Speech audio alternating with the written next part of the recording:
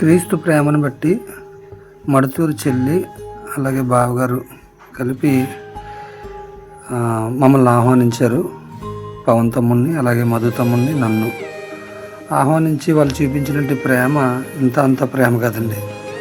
చాలా ప్రేమ అంటే చాలా ప్రేమ చూపించారు. వాళ్ళు కూడా చాలా సంతోషపడ్డారు. ఆ ప్రాంతంలో జరిగిన మీటింగ్ విషయంలో చాలా బాగా జరిగిందన్న ఒక విషయం మాకు చెప్పి చాలా సంతోషపడ్డారు. ఎంత సంతోషపడ్డారంటే అది మాటల్లో వర్ణించలేము. వాళ్ళు చూపించినట్టు ప్రేమ, వాళ్ళ వడ్డించినట్టు ఆ వడ్డింపు నేను తట్టుకోలేకపోయాం.